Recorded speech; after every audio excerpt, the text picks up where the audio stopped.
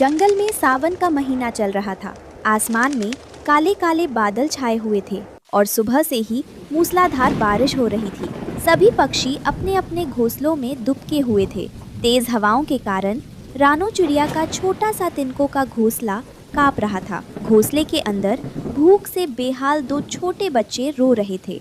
माँ, पेट में बहुत चूहे कूद रहे हैं। कल रात से कुछ नहीं खाया। छी छी। हाँ माँ, बहुत तेज भूख लगी है। देखो ना, बाहर कितनी डरावनी बारिश हो रही है। हमें खाना कब मिलेगा माँ?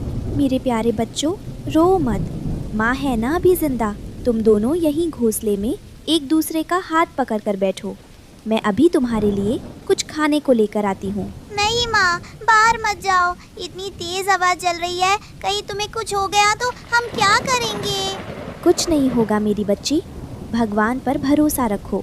तुम दोनों बस घोंसले से बाहर मत झांकना। मैं बहुत जल्द वापस आऊंगी। रानो चिड़िया अपने बच्चों को छोड़कर उफनती बारिश में उड़ चली। तेज बूंदें उसके नन्हे पंखों पर तीर की तरह चुभ रही थी। उड़ते उड़ते वो काफी दूर इंसानों की बस्ती में पहुंच गई। वहां उसने देखा कि बाजार में एक ठेले पर लोगों की भारी भीड़ लगी थी। लोग छाता लगाए खड़े थे और गर्मा गर्म धुएं निकलते मोमोज मज़े से खा रहे थे। रानो चिड़िया ठेले के पास एक पेड़ की डाली पर बैठ गई। वाह, ये क्या चीज़ है? इससे कितनी सुंदर खुशबू आ रही है। सफ़ेद सफ़ेद गोल गोल दाने। अगर इसमें से थोड़ा सा भी मेरे बच्चों को मिल जाए तो उनका पेट भर जाएगा। रानो हिम्मत जुटाकर उड़ती हुई सीधे दुकानदार के बर्तन के पास जाकर बैठ गई। दुकानदार मिर्च की चटनी पीस रहा था। ओ इंसान भाई, भगवान के लिए मेरी मदद करो। मेरे छोटे छोटे बच्चे जंगल में कल से भूखे हैं। इस तेज़ बारिश में मुझे कहीं अनाज का एक दाना नहीं मिला। कृपया मुझे थोड़ा सा खाना दे दो। अरे, ये चिड़िया उड़कर भागने की जगह मुझसे कुछ मांग रही है। ऐसा लगता है ये बहुत लाचार है। दुकानदार स्वभाव से बहुत दयालु था। उसने बिना देर किए एक छोटा सा पत्ता लिया, उस पर 4-5 गर्मा गर्म मोमोज रखे और रानो के आगे बढ़ा दिए। ले छोटी चिड़िया, घबरा मत। ये गर्मा गर्म मोमोज ले जा और अपने बच्चों का पेट भर। इंसानों की बस्ती से कोई माँ खाली हाथ नहीं जाएगी। तुम्हारा बहुत बहुत धन्यवाद भाई। भगवान तुम्हारी दुकान को हमेशा खुशियों से भरा रखे। रानो चिड़िया अपनी चोंच में मोमोज से भरा पत्ता दबाकर खुशी खुशी जंगल की तरफ उड़ने लगी। वो सोच रही थी कि आज उसके बच्चे भर पेट खाना खाएंगे। तभी रास्ते में एक सूखे पेड़ के कोटर में उसे एक बूढ़े उल्लू बाबा दिखाई दिए। उल्लू बाबा ठंड से कांप रहे थे और भूख के मारे उनकी आंखें बंद हो रही थी। ओह, कोई है? मुझे थोड़ी सी जान दे दो, कोई खाना दे दो। मैं कई दिनों से भूखा हूँ।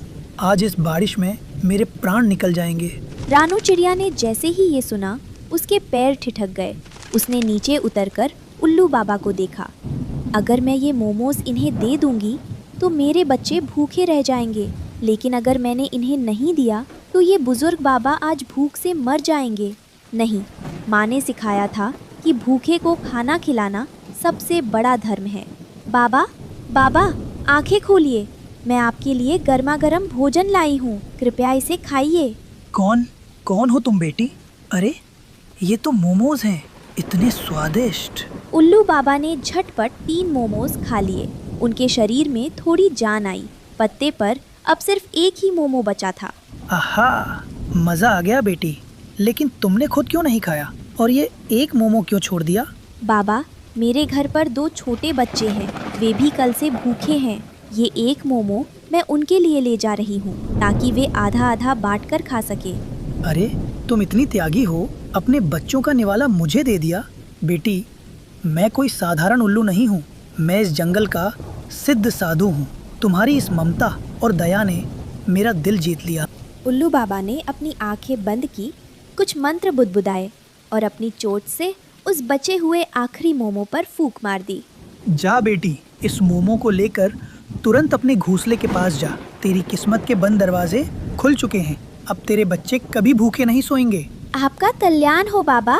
रानो चिड़िया उस एक मोमो को लेकर जैसे ही अपनी सूखी डाली के पास पहुंची, वो हैरान रह गई। वहां उसका पुराना तिनकों का घोंसला गायब था। उसकी जगह एक विशाल चमकीला और बेहद खूबसूरत मोमोज का घर बना हुआ था।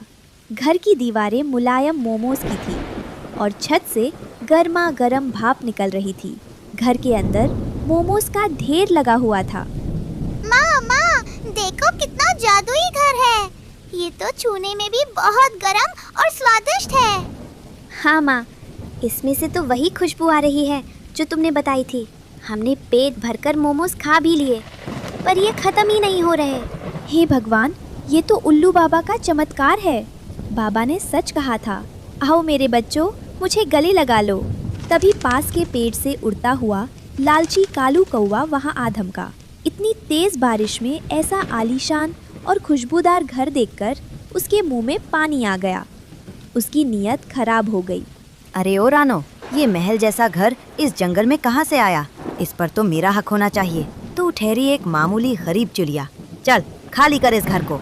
नहीं कालू भाई, ये घर मुझे एक महात्मा के आशीर्वाद से मिला है। ये मेरे बच्चों का आशियाना है। मैं तुम्हें इसे छूने भी नहीं दूंगी।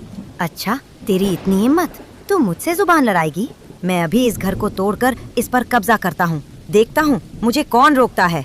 कालू कौवे ने जैसे ही मोमोज के घर पर अपनी चोंच मारी, एक चमत्कार हुआ। जादुई घर की दीवारों से लाल लाल तीखी मिर्च की चटनी का फव्वारा छूटा और सीधे कालू कौवे की आंखों और मुंह पर जा गिरा।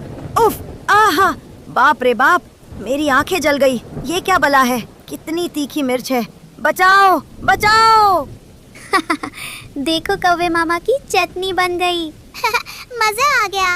और करो चोरी। रानो, मुझे माफ कर दो। मैं दोबारा कभी तुम्हारे घर की तरफ आंख उठाकर भी नहीं देखूंगा। मुझे पानी दो, मेरी आंखें जल रही हैं। जाओ कालू भाई, नदी का पानी पियो। किसी गरीब का हक छीनने का नतीजा ऐसा ही होता है। कालू कौवा अपनी जान बचाकर वहां से दुम दबाकर भागा। इसके बाद बारिश रुक गई और आसमान में सुंदर इंद्रधनुष निकल आया। रानो चिड़िया और उसके बच्चे अब उस जादुई मोमोज के घर में हमेशा के लिए सुरक्षित और खुश थे। इस कहानी से हमें सीख मिलती है कि दया और परोपकार का फल हमेशा मीठा होता है।